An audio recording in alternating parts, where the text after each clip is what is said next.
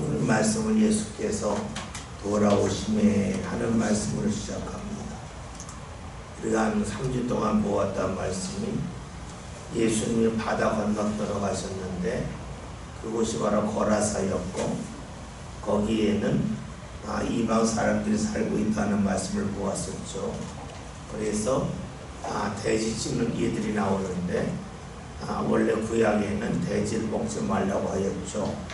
돼지를 친다고 하는 것은 구약 말씀을 모른다는 거고 안 지킨다는 거고 그것은 이방인이라 하는 것을 말씀을 통하여 보았습니다. 그 예수님께서 이제 다시금 갈릴리 지역으로 돌아오십니다. 우리가 성경을 읽을 때에 조금 헷갈리는 것이 있는데 바로 유대인이라는 말입니다. 유대인이라고 하는 것은 유다 족속의 사람이 되겠고 그리고 유다의 땅에 사는 사람을 말하죠. 그래서 지금 우리가 유대인 이야기하는데 예전에는 유대 땅에 사는 사람이 유대인이었습니다. 우리나라 말하면 충청도 사람, 경기도 사람, 경상도 사람 이런 게 있죠. 그 마찬가지로 그 지역 사람이에요. 그래서 예수님이 유대인인가 아닌가라고 할 때에 우리의 지금에 들어보면 유대인이 맞고 예수 시대라고 보면 유대인이 아니라는 거예요. 왜냐하면 예수님은 갈릴리 지역에 사셨기 때문에 예수님은 갈릴리 지역 사람이고 그리고 지금의 관점으로 보면 모든 이스라엘 사람을 유대인이라고 부르니까 유대인이 되죠. 우리가 여러 성경을 볼 때 나오는 거가 유대인이 있고 예수님의 사마리아인이 있고 그다음에 갈릴리 지역 사람이 있어요. 그러니까 예수님은 예수 시대에는 갈릴리 사람이고 그리고 유대인이 아니에요. 그러니까 우리가 간혹 방송을 듣거나 보면 좀 이렇게 사람들을 자극적으로 이렇게 막 끌려고 하는 사람은 예수님은 유대인이 아니었다고 그래요. 이게 도대체 무슨 말인가 하는데 예수 시대에는 지역적으로 볼 때 예수님이 갈릴리 지역 사람이었기 때문에 갈릴리 사람이고 그리고 유대인이 아니었죠. 근데 지금은 모든 이스라엘 사람을 유대인이라고 부르죠. 그러니까 지금으로 말하면 유대인이고 예수 시대에는 유대인이 아닌 갈릴리 지역인 갈릴리 사람이라고 볼 수가 있습니다. 어쨌든 예수님이 돌아오십니다. 돌아오셨더니 무리들이 기다렸다가 예수님을 맞아들이는데 기쁨으로 맞이했기 때문에 성경에서는 환영했다라고 표현하고 있습니다. 여기서 볼 것은 예수 시대에 갈릴리 지역 사람이든 또 유대 지역에 있는 사람이든 사마리 지역에 있는 사람이든지 이들은 다 구약 성경을 갖고 있었어요. 그러나 봤더니 이방 사람들을 안 좋아했어요. 거라사인들을 좋아하지 않았다는 거죠. 그런데 예수님은 거기 다녀오셨습니다. 다시 말해서 신앙인들이 모았을 때에 저 지역은 갈 필요 없다고 여기는 곳을 주께서 가셨습니다. 또 다시 말한다면 신앙의 사람들이 볼 때 거기는 중요하지 않다라고 여기는 곳에 주님이 가셨다는 겁니다. 무엇을 말하냐면 사람이 볼 때 중요한 것과 주께서 보실 때 중요한 것이 같지 않다는 거예요. 우리는 자꾸만 주께서 나와 같으면 좋겠다는 마음이 있어요. 근데 나와 같으면 내가 주를 믿을 필요가 없는 거예요. 나와 다르기 때문에 주를 믿는 거예요. 우리가 주님의 능력이 크시다 인정해요. 또 인정해보면 주의 마음은 우리 사람보다 넓다 그래요. 그러면 넓다고 하는 것은 내가 싫어하는 것도 주님께서 받아들이기 때문에 넓으신 거예요. 따라서 내가 싫어하는 것도 주님이 싫어하는 건 아닌가. 주님이 좋아하신다는 것을 알 수 있어요. 이것을 우리에게 적용하면 내가 싫어하는 자리이지만 내가 멀리하고 싶은 자리이지만 그 자리에서 주님이 일하시고 역사하시고 함께 하신다고 하는 것을 볼 수 있습니다. 이것을 다른 말로 하면 사람들이 기대하지 않는 것을 절망이라고 말하죠. 그런데 절망의 자리에서도 주님은 역사하신다. 그것을 예수님의 생애로 본다면 사람들이 볼 때 예수님은 죽었다 끝났다고 하는 그 자리에서 주께서 다시 살아나심을 통하여서 사람이 끝났다고 여기는 것이 끝난 것이 아니라는 거예요. 우리는 자꾸만 주를 대할 때에 나와 관련된 부분에서만 생각을 해요. 다시 말하면 내가 힘들 때에 나를 이끌어주시면 좋겠다는 마음이 있지만 내가 싫어하는 자리에서도 주님이 역사하신다고 하는 사실을 온전히 받아들이기가 쉽지 않다는 것을 보게 됩니다. 어쨌든 예수님은 이방 땅에 가셨다가 돌아오십니다. 이방 땅에 갔다고 하는 것은 예수님의 몸이 갈릴리 사람들과 같이 섰다가 떨어졌다는 거예요. 이것을 다른 말로 본다면 눈에 보였던 주님이 잠시 안 보였어요. 그런데 다시 오셔요. 다시 눈에 보여요. 우리가 신앙생활 하다 보면 주님이 나와 함께 하시는 것 같은 때가 있고 때로는 주께서 나와 같이 하지 않는다고 느껴질 때가 있어요. 그러나 잊지 맙시다. 주님은 내가 나와 함께 하지 않는다고 여길지 모르지만 다시 나와 함께 하심을 통하여 나를 붙잡고 가신다는 것을 알 수가 있겠죠. 41절 함께 봅니다.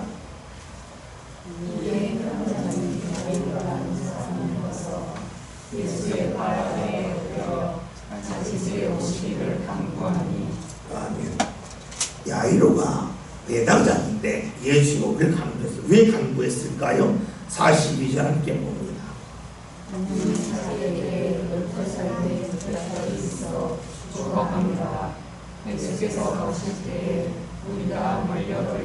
아멘. 말씀을 보면 많은 무리 중에서 예수님을 기다렸던 사람 중에 한 사람이 회당장으로서 살아가고 있는 야이로였습니다. 회당장이라고 하는 것은 어떤 사람 유대인들이 모이는 것을 회당이라고 말하는데 그 회당을 주관하는 사람이니까 그 지역 유지라고 말할 수 있습니다. 그 지역 유지가 예수님 앞에 가서 엎드립니다. 예수님은 사회적으로 높으신 분이 아니죠. 목수의 아들이고 예수님과 함께 어울리는 무리들은 어부 출신입니다. 신분적으로 높지 아니합니다. 그럼에도 불구하고 높은 지위에 있는 야이로가 예수님 발 앞에 엎드립니다. 왜 그럴까요? 자기 딸이 아프기 때문이라는 겁니다. 우리 여기서 볼 수 있는 것이 있어요.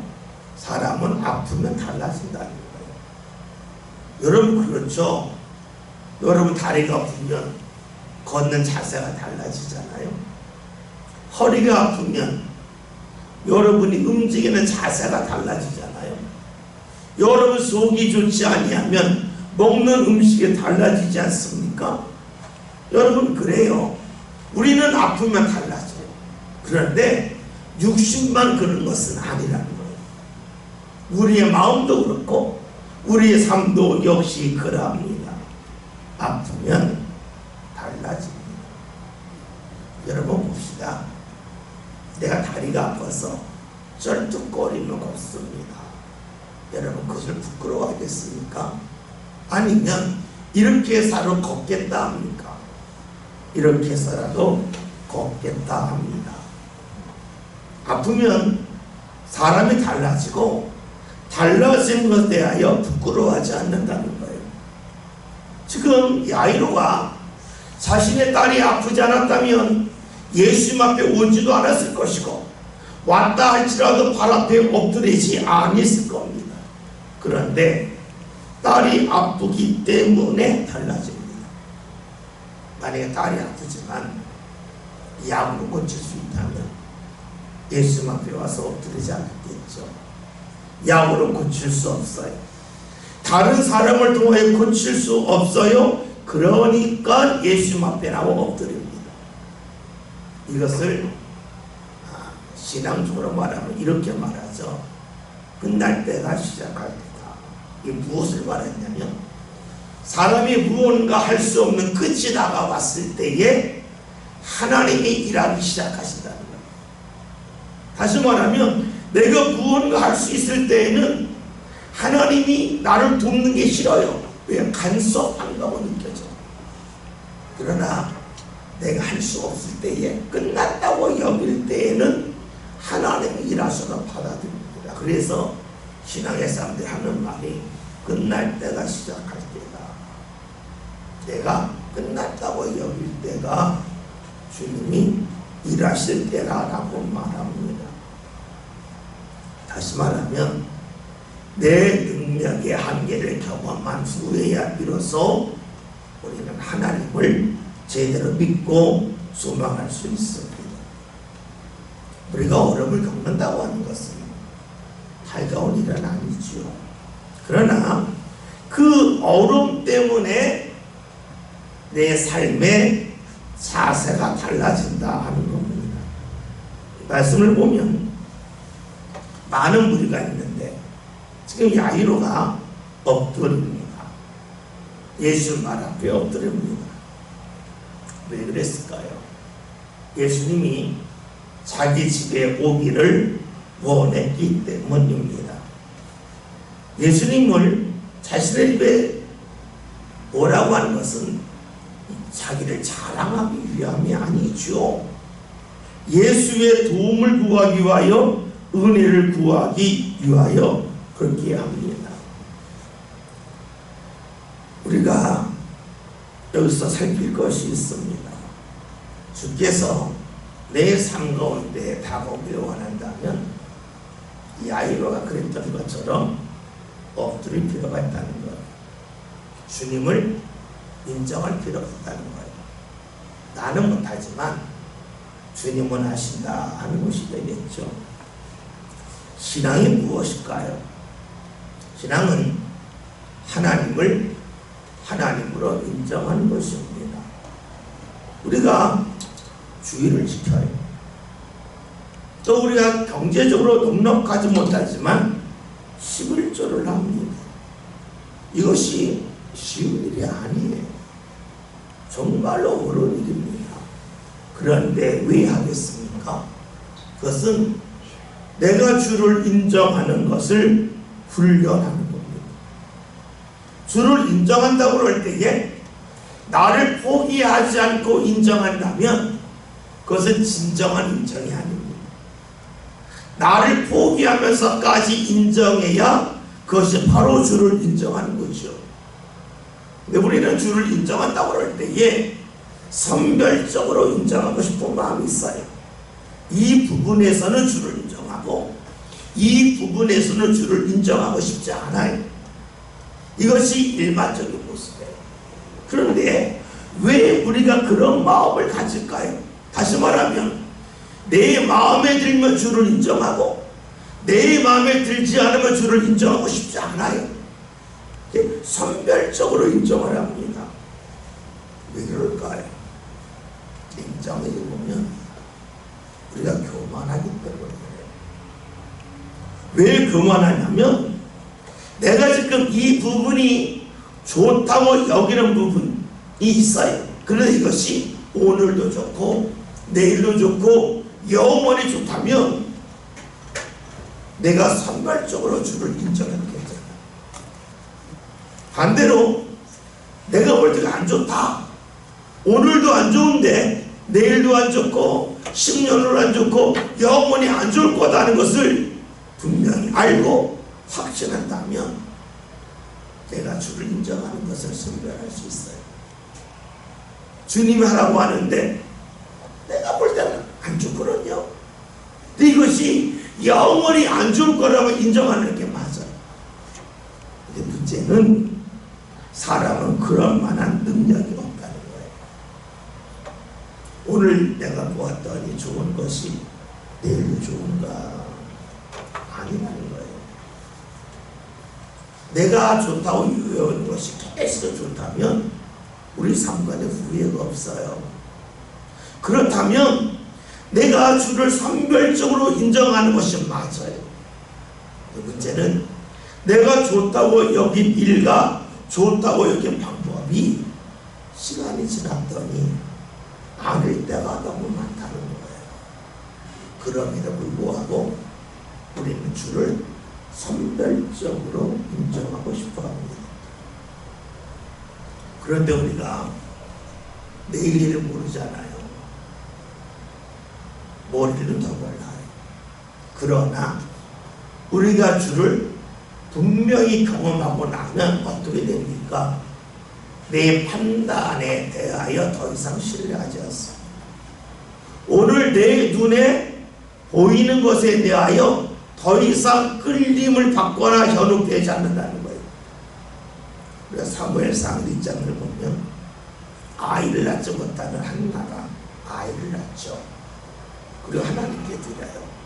그리고 사무엘상 2장을 보면 한나가 하나님 앞에 찬양을 합니다. 그 찬양을 함께 보겠습니다. 사무엘상 2장 4절부터 8절. 구약성경 411년입니다.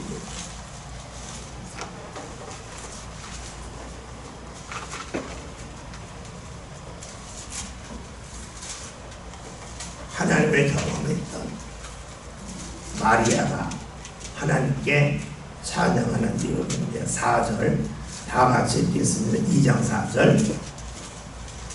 용사의 발은 꺾이고 넘어진 자는 힘으로 이를 띠도다. 아멘. 용사의 발이 꺾였다 하는 거예요. 용사의 발이 꺾이지 않을 줄 알았는데 꺾였다 하는 것을 고백합니다. 오늘 좋은 것이 내일 꼭 좋은 것은 아니라고 하는 것을 고백하게 되죠. 5절 함께 봅니다. 풍족하던 자들은 양식을 위하여 품을 팔고 줄이던 자들은 다시 줄이지 아니하다. 전에 임신하지 못하는 자는 7을 낳았고 많은 자녀를 둔 자는 쇠약하더라. 아멘. 무엇을 말하냐면 부자인 줄 알았는데 나중에 가난해지고, 오늘 가난했던 사람이 어느 순간 봤더니 부자가 되었다는 거예요. 그리고 어떤 사람은 자녀를 하나도 낳지 못했는데 어느 순간 봤더니 7 자녀를 낳았고, 자녀가 많다고 자랑했는데 어느 날 보았더니 그 자녀들이 모두 실패해서 삶이 오히려 아래로 떨어졌다는 거예요. 6절 함께 봅니다. 여호와는 주기도 하시고 살리기도 하시며 쏘내 내리기도 하시고 거기에서 올리기도 하시는구나. 아멘. 하나님은 사람을 죽이기도 하시고 살리기도 하시고 낮은 데서 높은 데를 올리기도 하시고 높은 데는 사람을 낮추기도 하신다. 그런 고백이죠. 7절 함께 봅니다. 여호와는 강하게도 하시고 거하게도 하시며 낮추기도 하시고 높이기도 하시는구나. 8절 가난한 자를 징표에서 일으키시며 빈궁한 자를 걸음더미에서 올리사 귀족들과 함께 앉게 하시며 영광의 자리를 차지하게 하시는구나. 땅의 기둥들은 여호와의 것이라. 여호와께서 세계를 그들 위에 세우셨다. 아멘. 무엇을 말하냐면 하나님을 경험한 이들이 하는 고백은 지금 눈에 보이는 것이 계속해서 이어지지 아니한다는 것을 알아요. 그러기에 지금 내가 주를 믿고 인정할 때에 선별적으로 믿고 선별적으로 무언가 받아들이는 것에 대하여 철저히 거부를 합니다. 우리가 하나님을 경험하지 못했을 때에 내가 지금 볼 때에 좋은 것이 끝까지 좋은 거라고 생각을 해서 말씀을 따르지 아니하는데 하나님을 경험하면 그렇게 되지 아니한다는 겁니다. 지금 야이로가 엎드립니다. 예수님 앞에서 엎드립니다. 왜냐하면 자기 딸이 아픈 것을 보고 있기 때문이죠. 그가 달라집니다. 우리의 신앙은 내가 주를 주로 인정하며 사는 겁니다. 그런데 주를 인정한다고 그럴 때는 이해가 돼서 인정하는 것도 있지만 이해가 되지 않아도 인정하는 것이 중요하다는 겁니다. 그런데 여러분 잊지 맙시다. 사람은 자존심 상하는 것은 제일 힘든 겁니다. 또 다른 말로 하면 누군가 앞에서 엎드리는 것을 별로 좋아하지 않습니다. 그런데 신앙은 주님 앞에 엎드리는 것을 훈련하는 겁니다. 그것이 바로 기도입니다. 여러분 잊지 맙시다. 사람의 본성은 훈련을 통해서만 바뀝니다. 그렇잖아요. 오른손을 쓰던 사람이 왼손 쓰기 힘들지만 계속해서 왼손을 쓰면 왼손도 씁니다. 그런데 훈련하지 않은데 어느 날 갑자기 오른손잡이가 왼손을 잘 쓸 수는 없습니다. 본성을 바꾸는 것을 훈련합니다. 사람은 엎드리는 것을 싫어합니다. 그러나 엎드리는 훈련, 기도의 훈련을 통해서 우리는 나를 낮출 수가 있습니다. 오늘 말씀에서 회당장 야이로 하는 말이 자기 딸이 죽어간다 합니다. 12살 된 딸이고 왼딸입니다. 우리가 누가복음을 좀 크게 보면 누가복음 7장에 나인성 과부의 아들이 죽었다 살아나는 말씀이 나오죠. 근데 거기도 보면 아들이 외아들입니다. 말씀이 참 묘하게 연결되죠. 과부고 외아들, 아버지고 외딸, 이게 나와 있습니다. 사실 예수님이 하신 일이 많이 있는데 누가복음에서 모든 것을 다 기록하지 않고 선별해서 기록하지 않았겠어요? 그런데 왜 아버지와 외딸 그리고 과부와 외아들을 연결시켰을까 하는 거예요. 그 이유는 주님의 역사는 모든 보험에서 일어난다고 하는 것을 우리가 알기를 원하기 때문에 아마 그렇게 기록했다고 볼 수가 있습니다. 다시금 야이로를 봅시다. 야이로가 예수님 앞에 엎드립니다.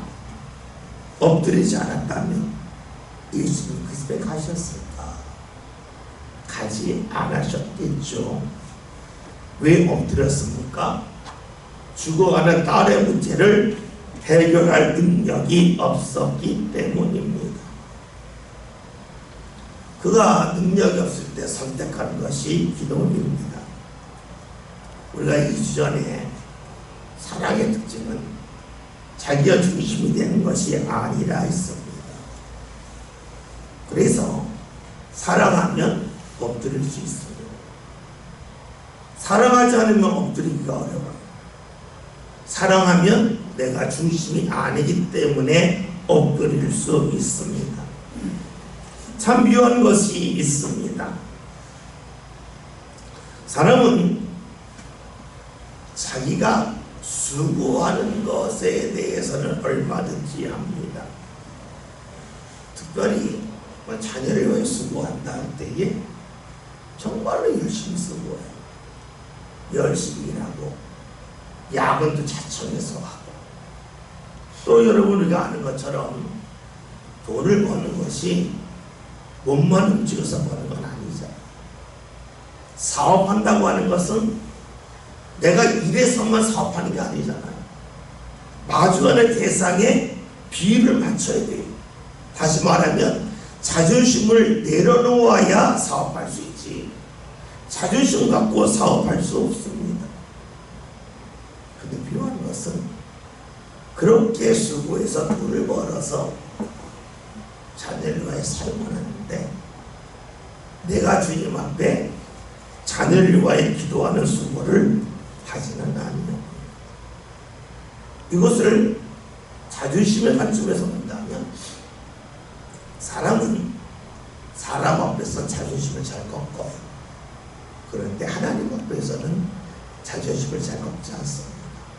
참 묘하죠. 우리가 신앙생활 할 때는 하나님 앞에서 나를 버린다 그러죠. 내 자존심을 버린다고 그러잖아요.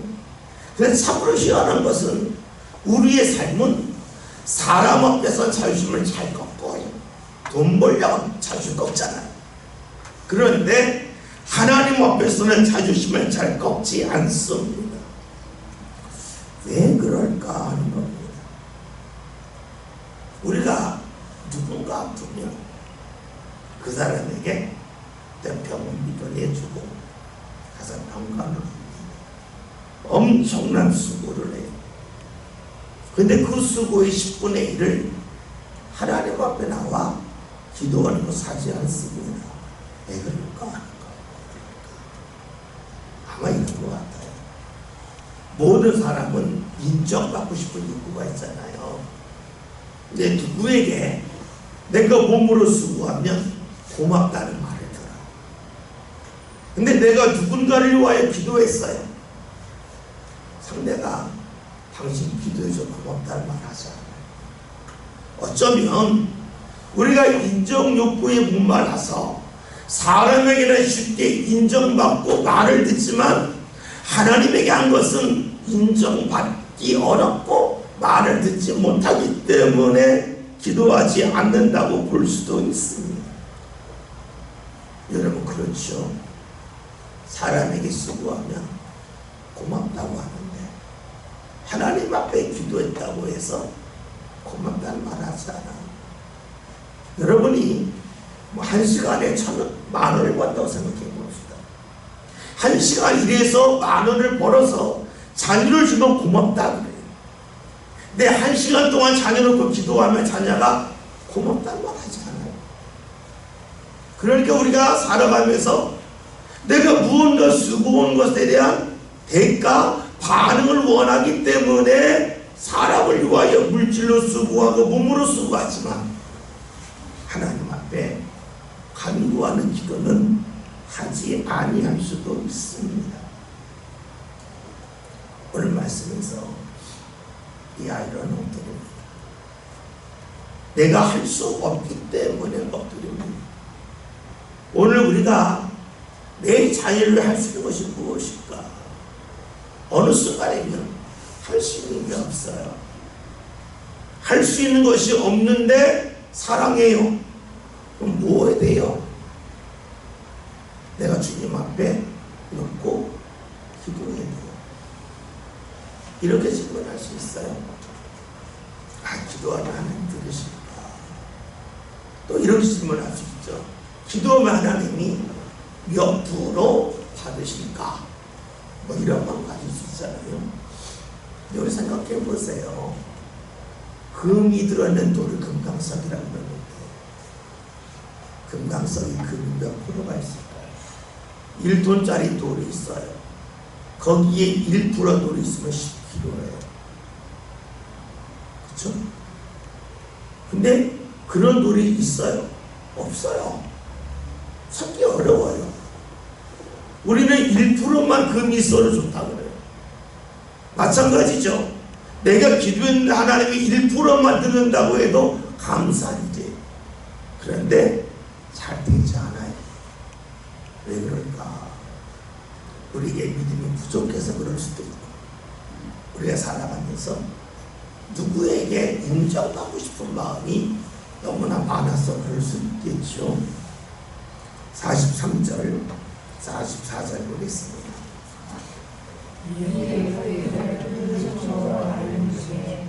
아무에게도 거침을 받지 못하던 여자가 예수에 들어와서 그의 옷가에 손을 대니 혈루증이 즉시 그쳤더라.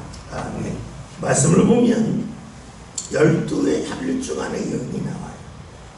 또 야이로의 딸이 12살이라 그래요. 물론 우연에 일칠 수도 있어요. 그러나 성경에서는 주님이 하신 일에 대한 것을 보다 우리가 잘 기억하게 하라고 그다지 중요하지 않은 내용이지만 기록했다고 볼 수도 있습니다. 봅시다. 오늘 말씀을 보면 많은 무리가 몰려왔다는 거예요. 이 몰려왔다고 하는 것은 마치 사람들이 너무나 많아서 떠밀리듯이 가는 그렇게 사람이 많다는 말씀인데 오늘 44절 보면 이 여인이 예수의 뒤로 가서 그의 옷가에 손을 댔다. 옷가라고 했습니다. 옷이 아니라 옷가. 옷가라고 하는 것은 정확하게 말하면 가운 같은 걸 입을 때에 끝에 술이 있잖아요. 술, 이렇게 방울 같은 거, 그 술을 만졌다 하는 것으로 볼 수 있습니다. 여러분 봅시다. 일단은 중요한 것은 옷가에 몸이 스쳤다가 아니라 손을 댔다는 거예요. 이것은 의도했다는 거예요. 의도했다 하는 겁니다. 예수님이 수많은 사람들 사이에서 지나갈 때에 많은 사람들과 부딪혔을 거예요. 몸이 부딪힌 사람도 있고, 예수님의 옷가, 옷의 술이 아닌 그 옷을 만진 사람도 무수히 많을 것입니다. 그런데 오늘 성경에서는 의도적으로 손댄 사람이 한 여인이고, 그 여인이 고침받았다는 것을 말씀하고 있습니다. 이것은 무엇을 말할까요? 물론 나중에 보면 믿음이라고 나와 있어. 믿음이 무엇일까? 믿음은 의도할 때의 믿음이라는 거예요. 의도하지 않으면 믿음이 아니라는 거예요. 다시 말하면 예수님의 옷을 만졌는데 의도하지 않고 만졌으면 그건 믿음이 아니라는 거예요. 의도하는 것이 있을 때의 믿음이라는 거예요. 여러분, 그래요. 우리의 신앙은 의도할 때에 하나님이 받으셔. 여러분, 내가 저절로 기도가 될까? 안 돼요. 안 돼요. 그런 사람은 거의 없어요. 의도해서 기도하는 거예요. 의도한다는 것은 자연스럽지 않다는 거예요. 계획해야 할 수 있다는 거예요. 여러분들이 내가 때가 되면 교회 가겠지. 알아요. 내가 때가 되면 성경 읽겠지. 안 읽어요. 내가 때가 되면 기도하겠지. 안 읽어요. 내가 의도할 때 내가 하겠다고 하고 어떻게 하려고 시도할 때에 우리 삶 가운데 믿음의 역사가 나타납니다. 오늘 말씀에서 예수님과 접촉한 사람이 무척이나 많을 텐데 왜 이 여인만 고침을 받았을까? 의도했기 때문이라는 거예요. 의도했다고 하는 것은 믿음으로 행했기 때문이라는 거예요. 우리는 밖에서도 이렇게 볼 수 있어요. 예수님, 저 여인은 예수님의 옷과 술을 만졌습니다. 만졌다면 손으로 만졌겠죠. 얼마나 접촉됐을까요? 온몸의 1%가 안 될 거예요. 근데 어떤 사람은 길거나 예수님과 부르셔서 예수님을 뒤에서 접속 안 할 수도 있어요. 그 사람은 예수님과 온몸이 40% 50% 접촉할 수도 있어요. 그러면 우리가 밖에서 볼 때에는 50% 접촉한 사람이 고침을 받아야 돼요. 1% 접촉한 사람이 고침 받으면 안 돼요. 그런데 놀랍게도 50% 접촉한 사람이 아니라 1% 접촉한 사람이 고침을 받았어요. 이것은 사람의 계산과 하나님의 계산이 다르다는 거예요. 사람이 보는 것과 하나님이 보는 것은 완전 다르다는 거예요. 이것을 시간과 볼 수 있어요. 내가 하나님 앞에 1시간을 들었습니다. 어떤 사람 하나님 앞에는 1분밖에 드리지 못했습니다. 그런데 1분 드린 사람은 의도적으로 믿음으로 했고 1시간 한 사람은 아무 생각 없이 믿음 없이 했다고 하면 주께서 무엇을 받으실까 하는 것까지도 볼 수가 있습니다. 주께서는 우리의 중심을 보십니다. 중심을 보시기에 옷술을 만졌음에도 불구하고 그 사람을 인정을 하십니다. 어떻게 하는가? 45절 함께 봅니다. 예수께서 이르시되 내게 손을 댄 자가 누구냐 하시니 하나님을 하되 베드로가 이르되 주여 우리가 빌려들어 믿나이다. 아멘. 예수님 하신 말씀이 누가 내게 손을 대냐고 하셨어요. 이상하잖아요. 옷술을 만졌는데 예수님 그 옷술을 만진 것을 나를 만졌다고 하시는 거예요. 왜냐하면 주님께서는 예수님과 접촉하기 위하여 믿음으로 주님 앞에 와서 아주 자그마한 것 하나 만졌지만 그것이 주를 만졌다는 것. 여기서 알 수 있는 것이 있어요. 사람들이 볼 때에 작은 거지만 주님 볼 때 그것을 큰 것으로 여길 수 있어요. 우리는 이런 건 가질 수 있어요. 나 같은 사람이 뭘 할 수 있겠습니까? 나 같은 사람이 기도하고 나 같은 사람이 찬송하고 나 같은 사람이 헌신한들 주님께서 받으시겠습니까? 할 수 있어요. 그런데 주님은 사람이 보는 것과 다르다는 거예요. 그러기에 옷술을 만졌지만 나를 만진 거예요. 옷술을 만졌지만 그것은 내게 온 거야 라고 주께서 인정하신다고 하는 것을 알 수 있습니다. 사람은 눈에 보는 행동을 말합니다. 그러나 주님은 그 행동 속에 담겨져 있는 중심을 보시고 믿음을 보십니다. 저와 여러분이 믿음을 갖고 주님 앞에 나아옵시다. 주님 앞에 구합시다. 내가 무언가 할 수 없을 때에 내가 못한다고 끝이라고 여기지 말고 주님이 손쓰셔야 됩니다. 주님 앞에 내 자존심 내려놓고 기도합시다. 많은 이들이 몸으로 수고하는 것은 끝까지 하지만 내 삶으로 주님 앞에 기도하는 것은 잘하지 않습니다. 걱정은 무척 많이 합니다. 어떻게 하면 좋을까요? 어떻게 하면 좋을까요? 말만 합니다. 야이로가 주님 앞에 와서 엎드렸던 것처럼, 그리고 혀를 주가는 여인이 예수님의 몸이 아니라 옷술을 만졌던 것처럼 우리가 그런 심정으로 주님 앞에 기도합시다.